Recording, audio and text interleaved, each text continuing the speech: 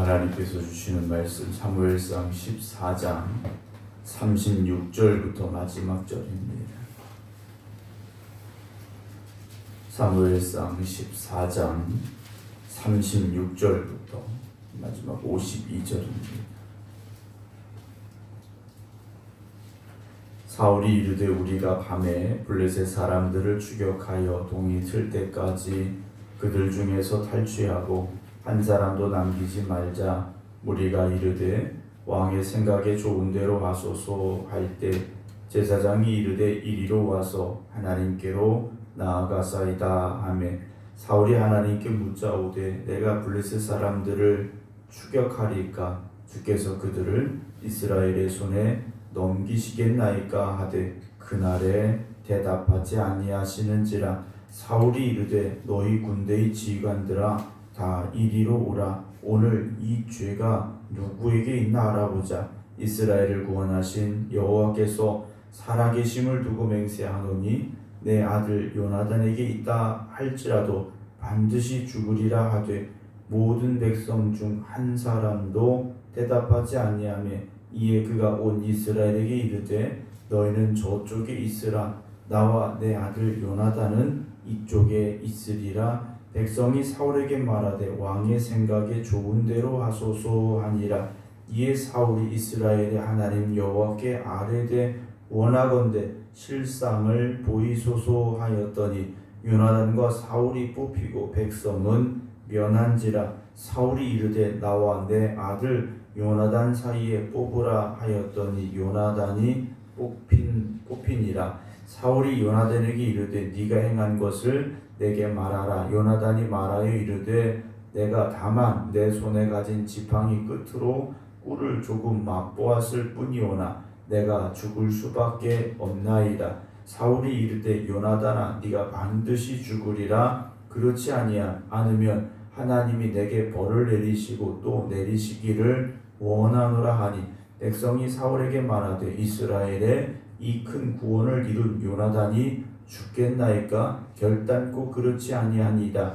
여호와의 살아계심을 두고 맹세하옵나니 그의 머리털 하나도 땅에 떨어지지 아니할 것은 그가 오늘 하나님과 동역하였음이니이다 하여 백성이 요나단을 구원하여 죽지 않게 하니라. 사울이 블레셋 사람들 추격하기를 그치고 올라가매 블레셋 사람들이 자기 곳으로 돌아가니라. 사울이 이스라엘 왕이 오른 후에 사방에 있는 모든 대적 곧 모압과 암몬 자손과 에돔과 소바의 왕들과 블레셋 사람들을 쳤는데 향하는 곳마다 이겼고 용감하게 아말렉 사람들을 치고 이스라엘을 그 약탈하는 자의 손에서 건졌더라. 사울의 아들은 요나단과 이스위와 말기수하여 그의 두 딸의 이름은 이러하니 맏딸의 이름은 메라비요 작은 딸의 이름은 미갈이며 사울의 아내 이름은 아히노아미니 아히미아스의 딸이요 그의 군사령관의 이름은 아브넬이니 사울의 숙부 넬의 아들이며 사울의 아버지는 기스요 아브넬의 아버지는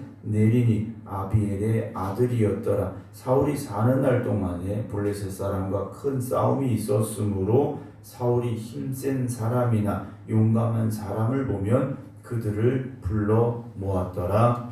아멘. 할렐루야. 하나님의 크신 은혜와 돌보시면 손길이 오늘 여러분의 삶 가운데 임하길 주님의 이름으로 축원합니다.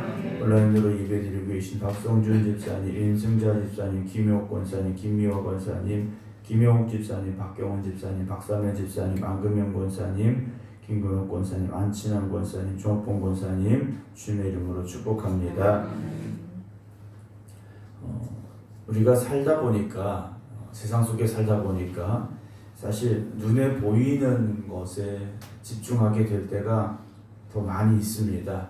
그래서 어떤 결과도 눈에 보이는 그런 확실한 결과가 나올 때 우리가 잘했다라고 생각하게 되는 경우가 있습니다. 그러나 신앙은 모든 것이 다 눈에 보이는 것으로 드러나지는 아니한다라는 거죠. 자, 오늘도 하나님은 살아계십니다. 그러나 그 살아계신 하나님이 우리의 눈에 현실적으로 세상 속에서 보여지느냐? 직접 보여지지는 않습니다. 그럼에도 불구하고 하나님 지금도 살아계시고 역사하고 계시다라는 거죠. 우리는 보이지 않는다고 하나님이 돌아가신 것도 아니고 우리가 알 수 없다고 하나님이 일하지 않고 계신 것이 아니라는 것이죠.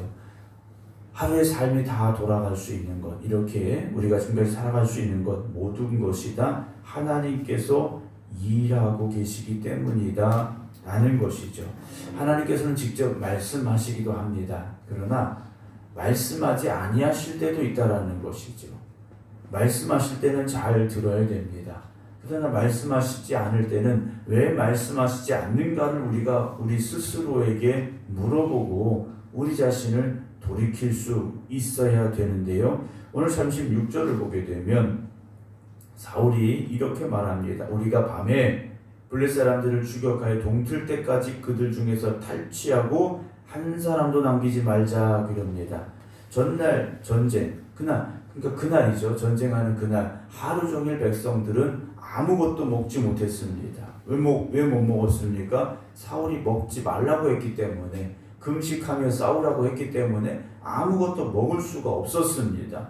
그런데 그 밤에 다시 블레셋을 추격하자. 언제까지요? 해 뜰 때까지 그러는 거죠. 하루 종일 전쟁에 지치고 힘든 군인들에게 다시 밤새도록 우리가 공격하자라고 말합니다. 왜냐? 승리가 지금 눈앞에 보이기 때문이라는 거죠. 사울왕이 보기에 이 전쟁 다 이긴 것 같습니다. 그래서 우리 밤새 다시 싸우자라고 말하는데 백성들이 뭐라고 말합니까? 왕의 생각에 좋은 대로 하소서 그래요. 사울왕에게 왕의 생각에 좋은 대로 하세요 그랬습니다. 그때 제사장이 이렇게 말하죠. 이리로 와서 하나님께로 나가세요 그럽니다.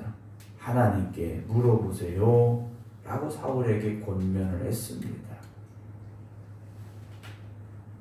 자, 사울이 하나님께 묻습니다. 37절 내가 블레셋 사람들을 추격할까요? 묻습니다.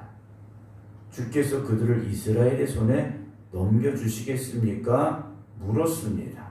그런데 그날에 대답하지 아니하셨다 라고 되어 있습니다.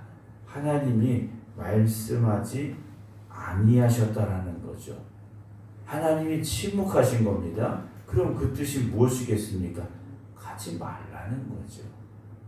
꼭 가지 말아라 라고 말씀하셔야 가지 말라는 것이 아니라 전쟁하러 갈까요? 쫓아갈까요? 우리 승리할까요? 물었는데 하나님의 대답이 없다면 가지 말라는 겁니다. 가지 말라는 거죠. 사랑하는 성도 여러분, 우리는 하나님의 침묵도 응답임을 알아야 됩니다. 하나님께서요, 침묵하실 때도 그것이 우리에게 주시는 응답이라는 것이죠. 우리가 어떤 일을 하든지 하나님이 우리와 함께 하여 주시기를 구해야 됩니다. 그런데 하나님께서 그건 아니다 라고 말씀하여 주시면 멈출 수도 있어야 된다는 거죠. 사울처럼 당장 이 밤에 쫓아가면 블레셋을 멸할 수 있을 것 같은 상황이라 할지라도 하나님이 아니다 하시면 거기서 멈출 수 있어야 됩니다. 그런데 사람의 욕심이라는 게 그렇지 않지 않습니까? 눈에 보이는 것, 지금 당장 이룰 수 있는 것, 이것에 집중하다 보니까 하나님의 응답에 우리가 순종하지 못할 때가 있다라는 것이죠. 자, 백성들을 굶으며 싸우게 한 사울이 블레셋을 추격하자고 했는데 하나님은 침묵하셨습니다. 그렇다면 가지 말아야 되죠. 38절 사울이 말합니다. 너희 군대 지휘관들아 다 이리로 오라. 오늘 이 죄가 누구에게 있나 알아보자 라고 말하죠. 이스라엘을 구원하신 여호와께서 살아계심을 두고 맹세하노니 내 아들 요나단에게 있다 할지라도 반드시 죽으리라. 자기는 쏙 빼놓고 얘기합니다. 자기 잘못이라고는 생각하지도 않고 있다라는 거죠. 여러분, 우리는요, 내 자신을 먼저 돌아보는 그런 사람이 되어져야 됩니다. 근데 보통의 경우에는 어떤 문제가 생기고 그럴 때 그 문제의 원인을 다른 사람에게서 찾습니다. 당신 때문에, 너 때문에 라는 그런 생각을, 그런 말들을 우리가 쉽게 하게 된다는 거죠. 그 순간에 내가 잘못했습니다 라고 먼저 이야기하는 사람을 찾아보기가 어렵더라는 거예요. 아무개 때문에 뭘 하려고 그랬는데 아무개 때문에 안 되고 누구 때문에 안 되고. 여러분, 그럴 수 있죠. 누구 때문에 안 되는 걸 수도 있습니다. 그러나 그 사람의 마음을 우리가 감동시키지 못했다면 내 잘못일 수도 있다라는 것이죠. 그 사람을 바로 이끌지 못했다면 그것이 내 잘못일 수도 있다라는 것을요, 우리가 알아야 됩니다. 요나단에게 죄가 있다. 그럼 반드시 죽으리라 했는데 백성 중 한 사람도 대답하지 않았습니다.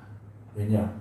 이들이 대답하지 않은 이유가 뭡니까? 그들의 침묵이 무엇입니까? 누구 때문에 이렇다는 겁니까? 사울 당신 때문에 그렇다라는 거예요.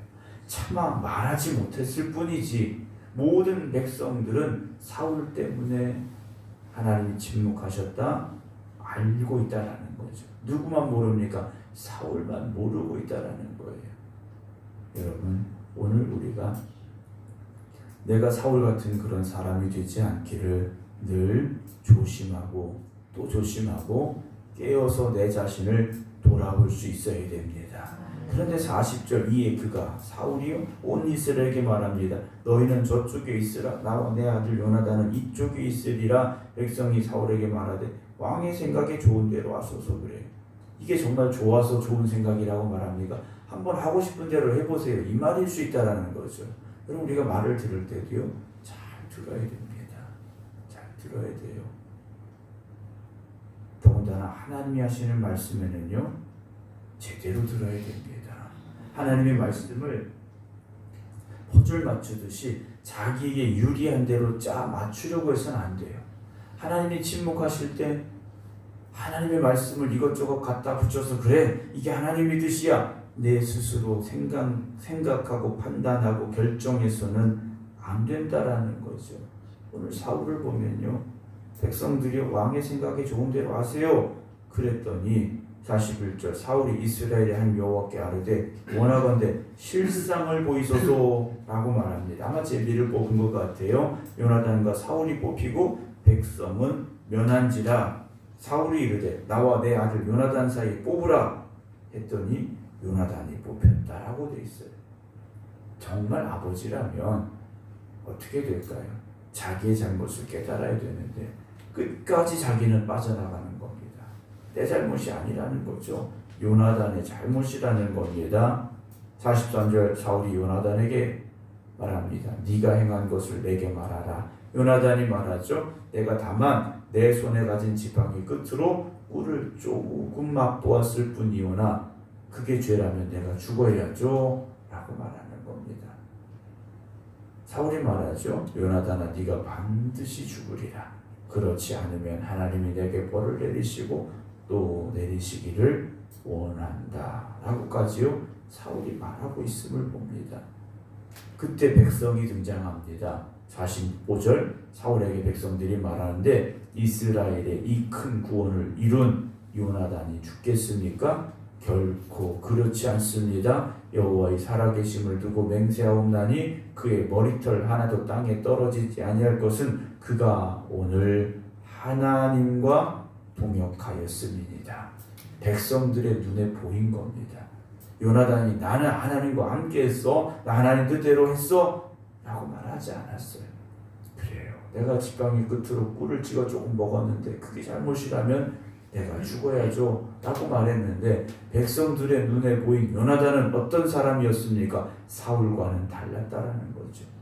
그의 아버지와는 다른 사람이었다라는 겁니다. 하나님과 어떻게 했습니까? 동역했다라고 되어 있습니다. 동역이라는 일의 뜻이 뭡니까? 함께 일했다라는 거죠. 그런데 하나님과 동역한다라는 것은요, 함께 일하되 하나님의 뜻을 행했다라는 겁니다.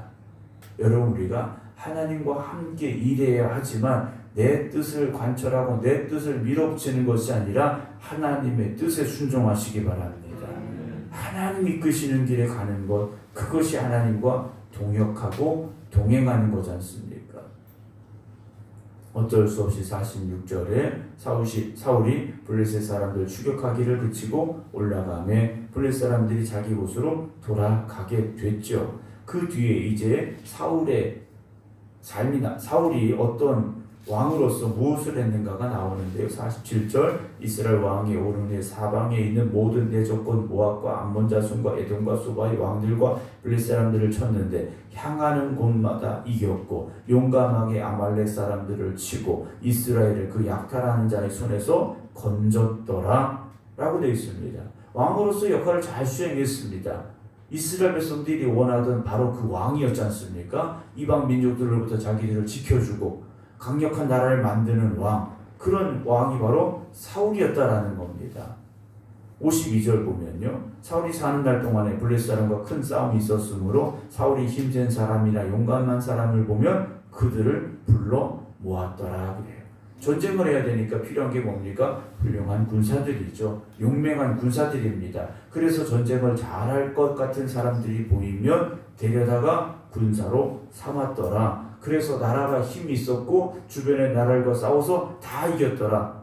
왕으로서 잘한 것 같죠. 그런데 사무엘서를 통하여 흐르는 가장 큰 주제가 뭡니까? 하나님은 중심을 보신다는 거죠. 겉으로 이렇게 성장했다, 겉으로 이렇게 성공했다, 겉으로 이렇게 승리했다, 이것이 아니라 그 중심에 무엇이 있는가 하는 거죠. 그 중심에 무엇이 있는가. 내일 드릴 말씀입니다만 15장에서 사울의 중심이 무엇이 있었는가를 우리는 다시 한번 확인하게 됩니다. 하나님이 계셔야 되는데 욕심이 있었고요.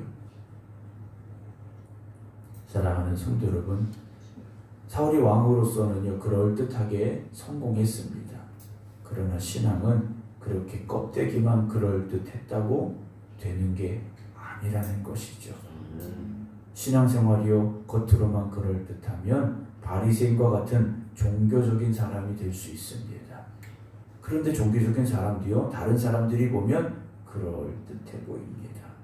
그러나 그건 하나님이 기뻐하시는 신앙이 아니라는 것을 우리가 잊지 않기를 원합니다. 오늘도 이 하루 하나님 앞에 바로 설 때, 하나님이 우리의 중심을 보실 때 기뻐하실 수 있는 그런 믿음이 되시기 바랍니다. 그래서 하나님의 마음에 아파요. 하나님과 동역하는 우리가 되어진다면 오늘 이 하루는요 반드시 하나님께서 여러분들에게 주시는 크신 은혜가 임하는 하루가 될 줄로 저는 믿습니다. 세상의 힘과 능력을 의지하지 마시고 오늘도 살아 역사하시는 하나님만 의지하시고 중심을 보시는 하나님 앞에 여러분들의 중심이 바로 서서 정말 하나님을 마음에 모시고 하나님과 동역하는 삶이 되어서 하나님이 기뻐하시는 우리 모두가 되기를 주님의 이름으로 축원합니다. 기도하겠습니다. 사랑과 은혜가 풍성하신 아버지 하나님, 우리가 하나님 앞에 바로 서서 하나님의 음성에 귀 기울이고 하나님이 이끄시는 길로 나아가며 그 말씀에 순종함으로 오늘 요나단이 하나님과 동역하였다라는 백성들의 고백처럼 우리가 하나님과 동행하고 동역하는 삶이 되게 하여 주시옵소서. 하나님이 우리를 이끌어 가실 때, 하나님이 우리에게 말씀하실 때 그 길로만 나아가는 저희들 되게 하여 주시옵소서. 사울이 자신의 잘못을 깨닫지 못했습니다. 자신이 얼마나 부패한가를 알지 못했습니다. 오늘 우리가 내 자신을 돌아보게 하시고 하나님 앞에 바로 서서 깨닫게 하시고 회개하게 하시고 새로 변화되고 새로워지게 하여 주시옵소서. 그래서 중심을 보시는 하나님 앞에 설 때 하나님이 기뻐하시는 성도들 되게 하여 주시옵소서. 오늘도 하나님의 기쁨이 되는 저희들 되기를 원합니다. 하나님이 기뻐하시는 성도들 되게 하여 주시옵소서. 하나님이 저들을 위하여 일하시고 하나님이 저들을 위하여 역사하시는 복 있는 하루 되게 하여 주시옵소서. 이제는 우리 주 예수 그리스도의 은혜와 아버지 하나님의 극진하신 사랑하심과 성령님의 감동 감화 교통하심이 오늘 이 하루도 하나님의 기쁨이 되는 삶이 되길 원합니다. 결단하며 기도드리는 모든 성도들 위해 이제부터 영원토록 함께 하시기를 간절히 축원하옵나이다. 아멘.